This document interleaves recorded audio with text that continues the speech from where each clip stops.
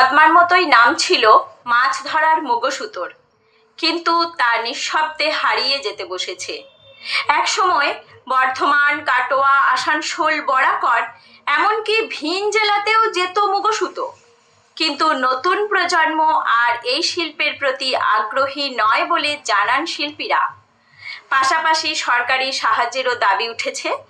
গলসি 1 ব্লকের বিডিও জয়প্রকাশ মণ্ডল বলেন, কেউ আবেদন করলে ব্যবস্থা নেওয়া হবে। মানকড় থেকে নিজস্ব প্রতিনিধি রিপোর্ট, সুখবর টিভি। পার্থক্য হচ্ছে আমাদের সুতোটা তৈরি হয় হাত মেশিনে, হাত পাক। আর যেগুলো বাইরে সুতো সেগুলো ইলেকট্রিক মেশিনে সব সুতোর পাক তৈরি হয়। আমাদের পাকটার সঙ্গে ইলেকট্রিক মেশিনে অনেক তফাৎ। আমাদের পাকটা একদম জমাট হয়ে তৈরি হয়, আর ওদের পাকটা আলগোছে পাকটা হয়, তার জন্য আমাদের তফাৎ। একটু কোয়ালিটিটা অনেক ভালো।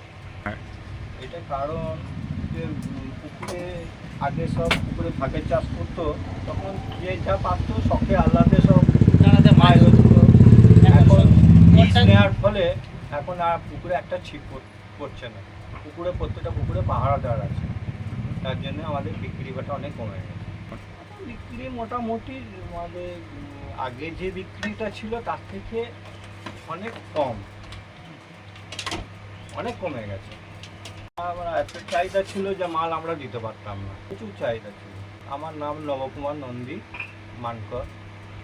অনেক ছিল, সব আস্তে আস্তে আস্তে একে একে সব বন্ধ হয়ে গেছে।